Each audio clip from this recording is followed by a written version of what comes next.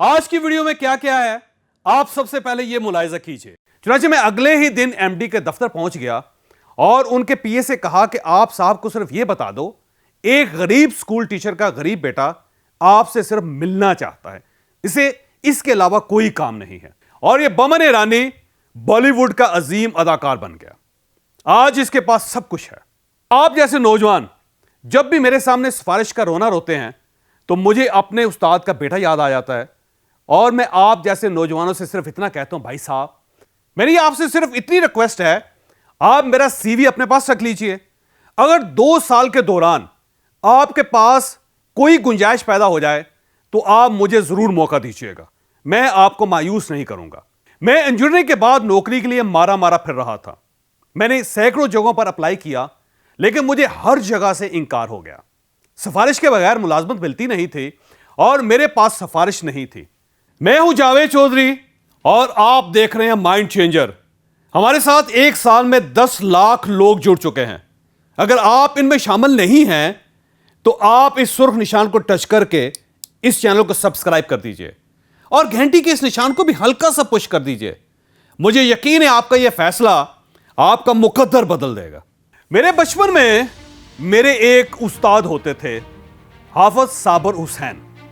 ये दिल्ली के रहने वाले थे, उर्दू स्पीकिंग थे।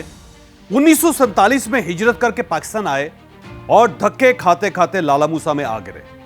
उनका बाकी खानदान कराची में आबाद हो गया, लेकिन ये लाला मूसा जैसे छोटे शहर में टिक गए और हम जैसे नालायक पंजाबी बच्चों को पढ़ाना शुरू कर दिया। वो हमारे स्कूल में हेड मास्टर भी थे और हमें रियाजी भी पढ़ाते थे। अल्लाह ताला ने उन्हें मोहब्बत, शफकत और मेहरबानी का मुजस्समा बनाया था। शहद जैसी मीठी जुबान थी और समंदर जैसा बड़ा दिल था। मैं आज भी जब उन्हें याद करता हूं तो यकीन कीजिए मेरे दिल से उनके लिए दुआ निकलती है। वो रेलवे ट्रैक के साथ 1.5 मरले के छोटे से घर में रहते थे और अपनी थोड़ी सी तनख्वाह पर खुश थे। उनका सिर्फ एक बेटा था, उसका नाम था सुलेमान। उसने इंजीनियरिंग की और कराची स्टील मिल में मुलाजिम हो गया। वो मुझे एक बार किसी फ्लाइट में मिला। बातों बातों में तारुफ हुआ तो पता चला कि वो हमारे उस्ताद का साहबजादा है। मैंने उसका हाथ चूम लिया। गुफ्तगू शुरू हुई तो सुलेमान ने स्टील मिल में नौकरी हासिल करने का एक दिलचस्प और हैरानकुन वाकया सुनाया।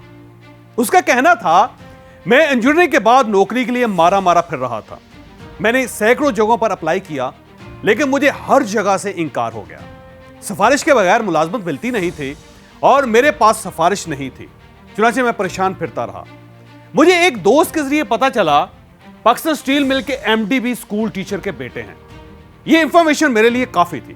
चुनांचे मैं अगले ही दिन एमडी के दफ्तर पहुंच गया और उनके पीए से कहा कि आप साहब को सिर्फ यह बता दो, एक गरीब स्कूल टीचर का गरीब बेटा आपसे सिर्फ मिलना चाहता है, इसे इसके अलावा कोई काम नहीं है। पीए ने मुझे टाल दिया मगर मैं अगले दिन दोबारा पहुंच गया और पीए की मिन्नतें शुरू कर दी। उसने उस दिन भी मुझे टाल दिया मगर मैंने हिम्मत ना हारी और मैं रोजाना पीए के पास जाने लगा।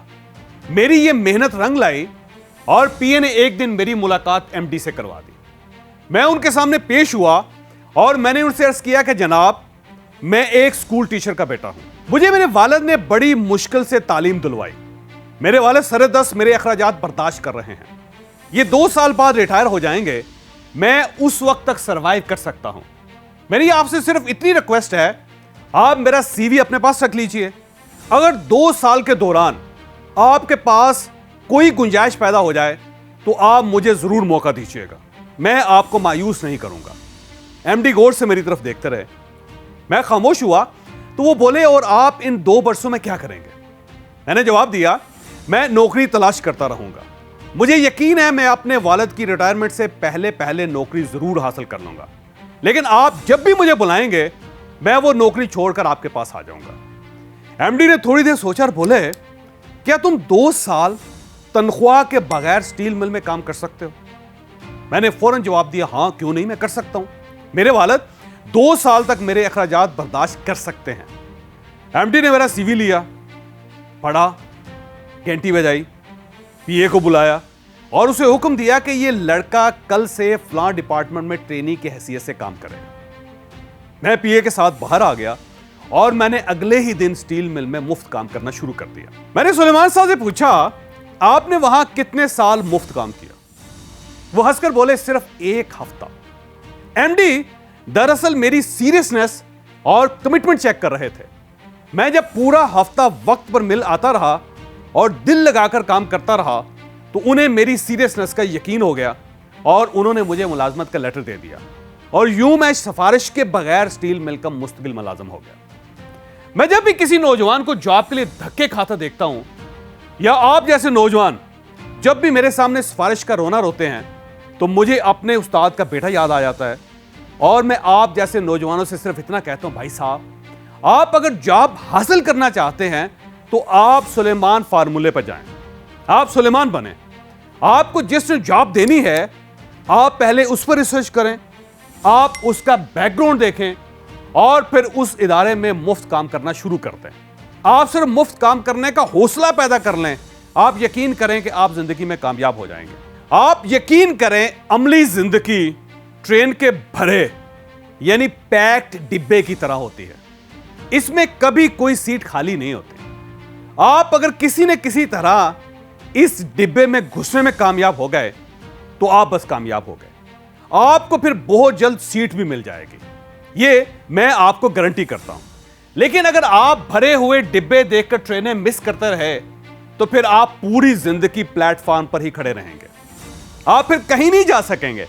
चुनांचे आप बस अंदर घुस जाएं, तनख्वाह, पक्की या कच्ची नौकरी या फिर दूर नजदीक की परवाह ना करें, आप इंशाल्लाह वो सब कुछ हासिल कर लेंगे जिसकी आपको ख्वाहिश है। मैं आपको अगली वीडियो में इस शख्स यानी बमन ईरानी की कामयाबी की कहानी सुनाऊंगा। ये एक आम सा फोटोग्राफर था।